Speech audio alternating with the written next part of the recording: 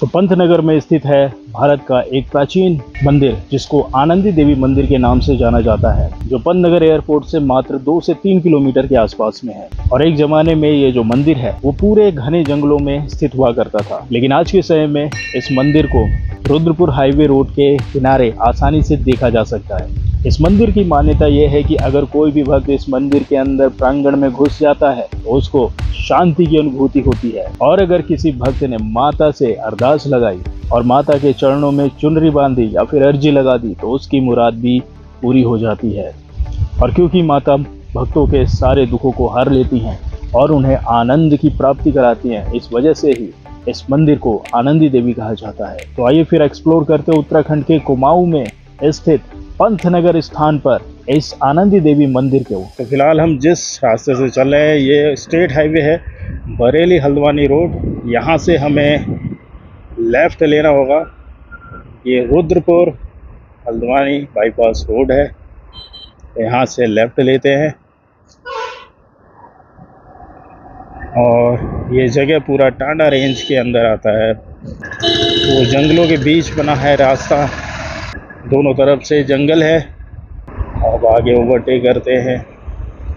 तो जिस मंदिर में आज हम जा रहे हैं यानी आनंदी देवी मंदिर, ये पूरी तरीके से छुपा हुआ मंदिर है। अब छुपा हुआ इसलिए है क्योंकि यहाँ पर अधिकतर लोग नहीं जाते हैं, लेकिन इस मंदिर की खासियत यह है कि अगर आपने इस मंदिर के दर्शन कर लिए और वहाँ पर एक पेड़ है, पीपल का पेड़, वहाँ पर अपनी मनोकामना बांध दी आपने तो आपकी मनोकामना ज़रूर पूरी हो जाती है। और उस मंदिर का नाम ही है आनंदी देवी मंदिर, और उसमें जाते ही खुशी मिलती है, यानी आनंद की अनुभूति होती है। इसलिए भी उस मंदिर को आनंदी देवी मंदिर कहा जाता है। तो फिलहाल हम जिस रूट से चल रहे हैं ये रुद्रपुर हल्द्वानी बाईपास रोड है, और ये पूरी जगह एक समय पर पंतनगर यूनिवर्सिटी के अंडर आया करती थी। यानी यहाँ पर इतनी चौड़ी रोड नहीं थी, लेकिन अब फिलहाल ही 5 साल के अंदर यहाँ पर हाईवे बना दिया गया है, और यही रूट नैनीताल, भीमताल और केदारनाथ यानी जितने भी धाम हैं उन सब की यात्रा आप यहाँ से प्रारंभ कर सकते हैं। इसीलिए इस बाईपास रोड का बहुत ज़्यादा इम्पोर्टेंट है।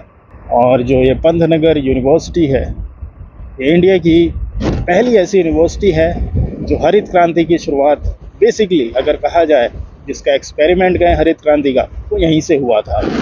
और बेसिकली ये एग्रीकल्चर बेस्ड यूनिवर्सिटी है। यहाँ पर हर साल में 2 बार किसान मेला लगाया जाता है, जिसको देखने के लिए यूपी, हरियाणा यानी नॉर्थ से अधिकतर लोग आते हैं।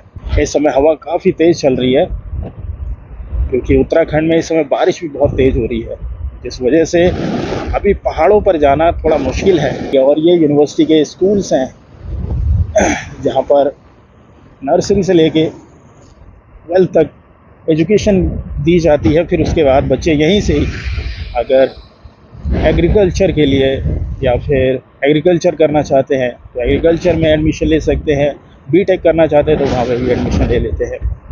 तो ये बहुत ही पुराना, आज़ादी के बाद यही एक पहली यूनिवर्सिटी खोली गई थी जो बेसिकली एग्रीकल्चर बेस्ड थी। और ये देखिए, ये है इसका board, sign board, GB Pant university and technology. और ये है पंतनगर एयरपोर्ट। इसी एयरपोर्ट से बहुत सारे लोग आते हैं यहाँ से, और इसके बाद से अपने 4 धाम की यात्रा प्रारंभ करते हैं। यानी पंतनगर एयरपोर्ट सबसे सुलभ रास्ता है जहाँ से आप पूरे कुमाऊं रीजन को एक्सप्लोर कर सकते हैं। और इसी रास्ते पर ही आनंदी देवी माता का मंदिर है, जो काफ़ी पुराना मंदिर है, करीबन 100 ईयर्स ओल्ड पुराना वो मंदिर है, जहाँ पर जाकर भक्तों की जो मनोकामना है वो पूरी हो जाती है। और अभी कुछ दिनों के बाद हम एक सीरीज़ लेके आएंगे जिसमें हम भीमताल को एक्सप्लोर करेंगे, जहाँ पर भीमताल में जो एंशियंट जगह हैं उस जगह को एक्सप्लोर करेंगे और आपको दिखाएंगे। अभी फ़िलहाल तो हमने 2 वीडियोस बनाई हैं जिसमें हमने भीमताल में स्थित जो भीमेश्वर महादेव मंदिर है उसको एक्सप्लोर किया है, और उसी के साथ साथ करकोटक नाग देवता का मंदिर भी एक्सप्लोर किया है जो कि भीमताल में है, जिनका संबंध भी महादेव से है। और उसके बाद अभी हम और भी चीज़ों को एक्सप्लोर करेंगे। फ़िलहाल थोड़ी बारिश कम हो जाए, क्योंकि आप सभी को पता ही है कि उत्तराखंड में इस समय यानी अगस्त के मौसम में बहुत ही खतरनाक बारिश हो रही है, जिस वजह से पहाड़ों पर जाना इस समय काफ़ी ज़्यादा रिस्की है। और ये देखिए, जो इस जगह आप ये पूरा एरिया देखें, यूनिवर्सिटी के अंदर आता है, जीबी पंतनगर यूनिवर्सिटी के अंदर। और यहाँ पर रिसर्च किए जाते हैं, जो पौधे होते हैं यानी जो आयुर्वेदिक पौधे होते हैं उन पर रिसर्च की जाती है, उनको उगाया जाता है, उस पर रिसर्च की जाती है। और अगर कोई नर्सरी के लिए ले जाता है तो यहाँ से ले भी जा सकता है। अब जैसे देखिए, यहाँ पर मैं आपको दिखाता हूँ सब्जी अनुसंधान केंद्र, ये है सब्जी अनुसंधान केंद्र गोविंदपल्लम वेजिटेबल रिसर्च सेंटर। यहाँ पर वेजिटेबल्स के ऊपर रिसर्च की जाती है। और आपको ये जानकर हैरानी होगी और अच्छा भी लगेगा कि मशरूम का जो रिसर्च हुआ था वो पंतनगर यूनिवर्सिटी ने ही किया था। यानी आज के समय में आप जो मशरूम खाते हैं, तो खाने के लिए कहा गया है कि भाई मशरूम अच्छा होता है, वो पंतनगर यूनिवर्सिटी की ही देन है। और यहाँ पर आप देख रहे हैं जो कृषि अनुसंधान केंद्र है, यहाँ पर सारे पेड़ पौधे जो है जो आयुर्वेद से रिलेटेड है वहाँ मिलते हैं। ये भी वही एक है जगह, पंतनगर यूनिवर्सिटी के अंदर आता है ये।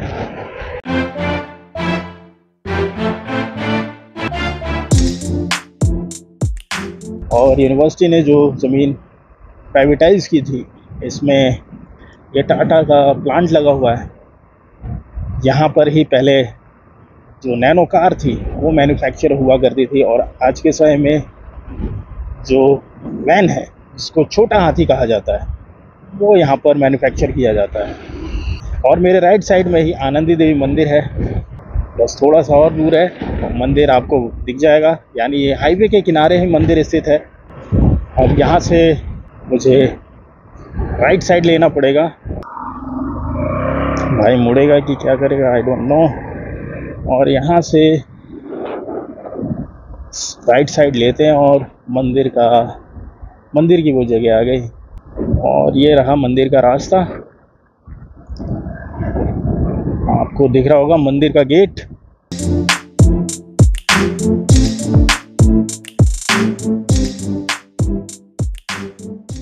थोड़ा सा सुनसान में है, एक ज़माने में काफ़ी जंगलों से भरा हुआ करता था, तो आप सोच सकते हैं कितना ज़्यादा ब्यूटीफुल होगा, लेकिन आज भी इसकी सुंदरता कम नहीं है।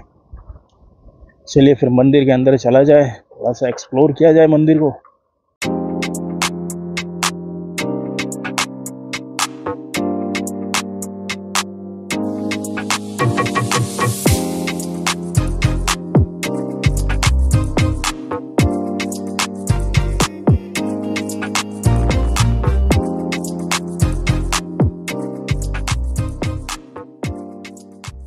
तो चलिए अब मंदिर के अंदर चलते हैं, और मंदिर के अंदर पुजारी होंगे तो उनसे हम बात करेंगे इस मंदिर की विशेषता की।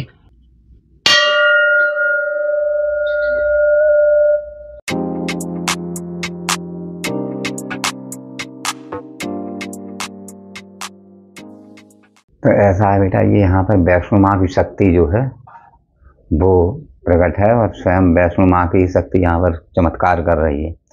और एक बार जो यहाँ शुक्ला जी आते थे, रहते थे, ये काफ़ी पुरानी समय की बात है, लगभग जो है 30-40 साल होने जा रहे हैं, 40 साल के लगभग हो ही गए।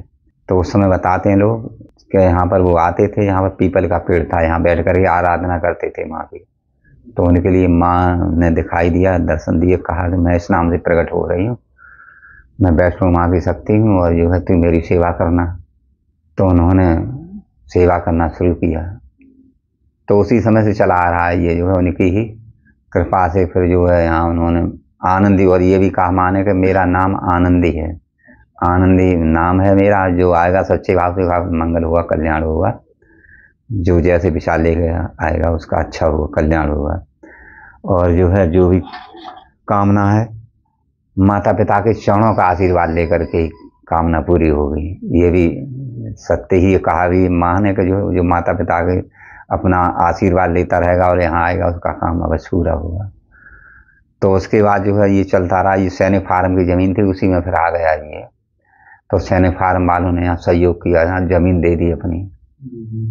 तो उन्होंने यहाँ पर जो है अब इस समय जो उन्हीं का ब्रह्म प्रकाश श्रीवास्तव जी यहाँ के अधीक्षक हैं, तो उन्हीं की देख रेख में चल रहा है और उन्हीं की जो है तो माँ की कृपा से ही सब हो रहा है। जो भी हुआ है बदलाव हुआ। हम भी आए हैं लगभग 15-16 साल हो गए हमारे लिए जब से।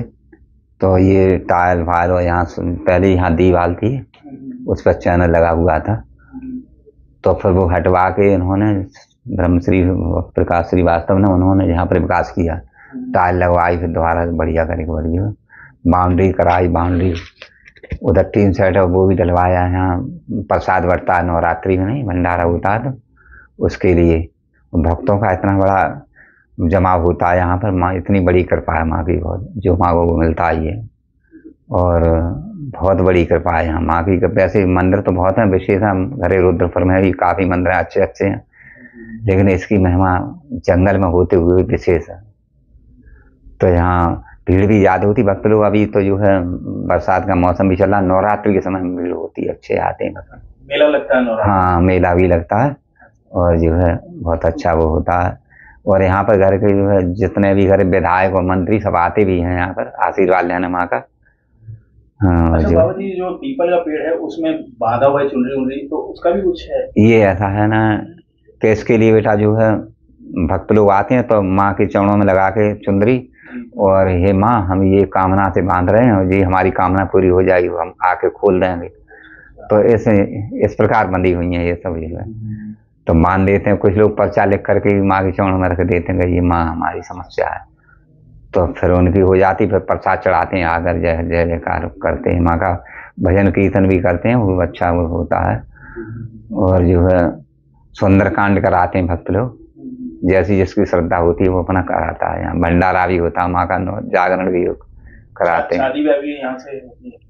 शादी विवाह जो नहीं गरीब भाई हैं वैसे हैं तो आते हैं यहाँ पर, वो कहते हैं कि यहाँ तो हमें मंदिर में तो वैसे भी आशीर्वाद लेना है, तो जो हो जाती है शादी। लेकिन जो है शादी वही होती है जिनके दोनों तरफ से इच्छा होती है, लव मैरिज की शादी यहाँ नहीं कराई जाती है। नहीं वो तो बात नहीं। हाँ मतलब शादी विवाह भी हो जाती है? हाँ हो जाते हैं वैसे इमरजेंसी में। और जो है उसकी लिखा पढ़ी हम फार्म वाले कोई नहीं देते हैं, लेकिन जो है उसका जगह दे देते हैं आपके लिए, अपना करके अब चले जाओ। लेकिन उल्टा सीधा काम नहीं कराते हैं यहाँ पर। कोई नाबालिग का कोई वैसा है जिसके माता पिता की इच्छा नहीं हो, जबरदस्ती ऐसी शादी कोई नहीं होती है। तो माँ का बहुत बड़ी कृपा है बेटा जो है, और आप पर भी रहे और सब पर रहे, माँ की जय जयकार होती रहे। हाँ आपने भी यहाँ आए मंदिर में मस्तक झुकाया, माँ आपकी कामना पूरी करें, सभी परिवार मंगल में हो, कल्याण में हो, जय जयकार हो। बोलो जय माता की जय। सर्व मंगल मांगल्ये शिवे सर्वार्थ साधिके शरण्ये त्र्यंबके गौरी नारायणी नमोस्तुते। पंडित जी से इस मंदिर के बारे में जानने के बाद चलिए इस मंदिर के प्रांगण को थोड़ा सा एक्सप्लोर किया जाए। तो देखिए आपको दिखाते हैं हम, ये वो पीपल का पेड़ है जहाँ पर भक्तगण ये चुनरी में अपनी मनोकामना बांधते हैं, और जब उनकी मनोकामनाएं पूर्ण हो जाती हैं तो इसको खोल देते हैं। और बगल में ही माता के मंदिर के हनुमान जी का भी एक छोटा सा मंदिर स्थापित किया गया है।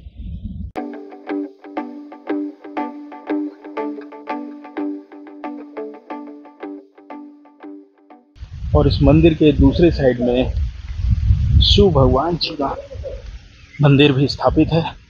चलिए अब आपको भगवान भोलेनाथ के दर्शन कराते हैं। हर हर महादेव।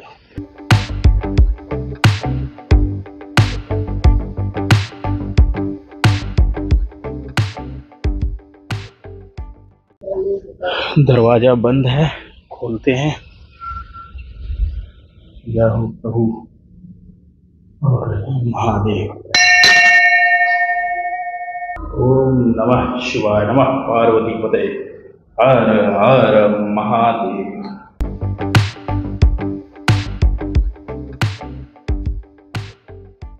तो अगर आप भी ऐसे अद्भुत मंदिर के दर्शन करना चाहते हैं तो इस जगह आप जरूर आइएगा, और हम आपको ऐसे ही एंशिएंट जगहों पर हमेशा एक्सप्लोर कराते रहेंगे। तब तक के लिए आपने अगर ये वीडियो पूरी देखी, आपका धन्यवाद। फिर मिलेंगे किसी नए प्लेस को एक्सप्लोर करते हुए, तब तक के लिए नमस्कार।